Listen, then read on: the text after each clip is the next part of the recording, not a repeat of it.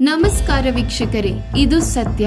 ತಾಲಿಬಾನ್ ಮಹಿಳೆಯರು ಇರುವ ಪ್ರದೇಶಗಳನ್ನು ನೋಡಬಹುದಾದ ಕಟ್ಟಡಗಳಲ್ಲಿ ಕಿಟಕಿಗಳನ್ನು ನಿರ್ಮಿಸಲು ನಿಷೇಧ ವಿಧಿಸಿರುವ ಆದೇಶ ಹೊರಡಿಸಿದೆ. ಇದಕ್ಕೆ ಕಾರಣವಾಗಿ ಪುರುಷರು ಮಹಿಳೆಯರನ್ನು ಗೃಹ ಪ್ರದೇಶಗಳಲ್ಲಿ ನೋಡುವ ಮೂಲಕ ಅಸಭ್ಯ ಕ್ರಿಯೆಗಳು ನಡೆಯಬಹುದು ಎಂಬ ಆತಂಕವನ್ನು ಉಲ್ಲೇಖಿಸಲಾಗಿದೆ. ಹೊಸ ಕಟ್ಟಡಗಳಲ್ಲಿ ಅಂಗಣ, ಅಡುಗೆ ಮನೆ ಅಥವಾ ನೀರಿನ ಕಣಜಗಳತ್ತ ಮುಖ ಮಾಡದಂತೆ ಕಿಟಕಿಗಳನ್ನು ನಿರ್ಮಿಸಲು ಸೂಚಿಸಲಾಗಿದೆ ಮತ್ತು ಇರುವ ಕಿಟಕಿಗಳನ್ನು ಮುಚ್ಚುವಂತೆ ಆದೇಶಿಸಲಾಗಿದೆ. ಮಹಿಳೆಯರ ಜನಪ್ರಿಯತೆ ಮತ್ತು ಖಾಸಗಿ ಜೀವನದಿಂದ ಅವರನ್ನು ತೆಗೆಯುವತ್ತ ತಾಲಿಬಾನ್ ಕೈಗೊಂಡ ನಿರ್ಬಂಧಗಳ ಸರಣಿಯಲ್ಲಿಯೇ ಇದು ಹೊಸ ಕ್ರಮ.